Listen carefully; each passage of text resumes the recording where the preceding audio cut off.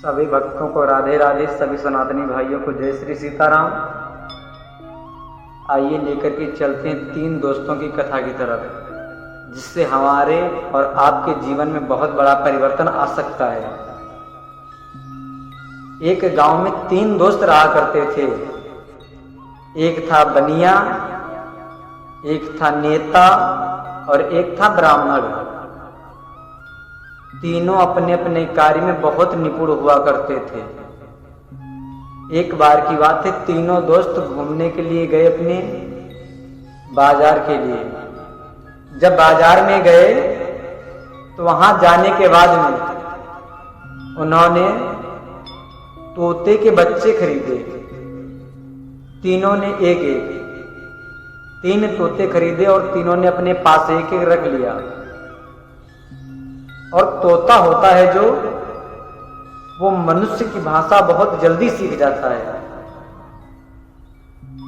मनुष्यों की तरह बोलना बहुत जल्दी सीख जाता है। अब तो भैया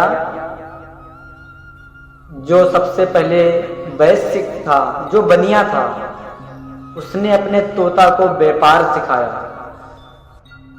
क्योंकि कहते हैं जैसी संगत वैसी रंगत। जैसी आप संगत करोगे आपके लक्षण वैसे ही होंगे। वो तोता जो था एक बनिया के पास में था, उसने व्यापार सीखा। बनिया ने व्यापार तोता को सिखाया। इतना व्यापार सीखा कि देश और विदेश के जो व्यापारी हुआ करते थे उस तोता के पास में व्यापार सीखने के लिए आने लगे। इधर जो नेता का तोता था, जो नेता के लड़के ने तोते को पाला था, वो भी भैया इतनी अच्छी राजनीति सीख गया कि देश के मंत्री, विधायक, एमपी, एमएलए, यहाँ तक प्रधानमंत्री, राष्ट्रपति, सभी लोग उसके पास में राजनीति सीखने के लिए आया करते थे। इधर भैया जो ब्राह्मण का तोता था, उसने भैया ब्राह्मण ने अपने तोते को शास्त्रार्थ सिखाया। इतना ज्ञानी बना दिया कि भैया उससे शास्त्र सीखने के लिए बड़े बड़े शास्त्री, आचार्य, शंकराचार्य, वेद व्यास, सब लोग उससे शास्त्रार्थ सीखने के लिए आने लगे। तीनों जो तोता थे अपने अपने कार्य में बड़े ही निपुण हो गए। एक दिन की बात है, तीनों दोस्त घूमने के लिए जा रहे थे। तो इधर जब घूमने के लिए जा रहे थे, एक गाड़ी में बैठकर तीनों दोस्तों का एक्सीडेंट हो गया। जब तीनों दोस्तों का एक्सीडेंट हो गया तो तीनों मारे गए। जब तीनों मारे गए तो गांव वालों ने देखा कि अब तीनों मर गए, इनका अंतिम क्रियाक्रम करवाया। उसके बाद जो है तीनों तोता थे, उनको गांव वालों ने देखा। कहने लगे, देखो भैया, अब तोता तो हमारे काम के हैं नहीं, क्योंकि इनके मालिक तो मर गए हैं। अब इन्हें कौन पालेगा, कौन इन्हें देखेगा, कौन संभालेगा? तो गांव वालों ने क्या किया, तीनों तोता लिए ले जाकर के एक पेड़ की डाली पर बिठा दिया। वहीं पर एक जंगली तोता बैठा हुआ था। जंगली तोता को देख करके तीनों तोते बोले, अरे मूर्ख, तू हमारे साथ में नहीं बैठ सकता है, तू हमारे साथ में बैठने के लायक नहीं है।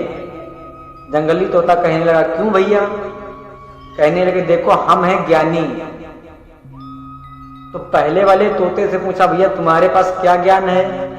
कहने लगे, देखो हमारे पास ज्ञान ये है कि मैं इतना बड़ा व्यापारी हूं, मैंने इतना व्यापार सीखा है कि मुझसे बड़े बड़े व्यापार सीखने के लिए आते हैं।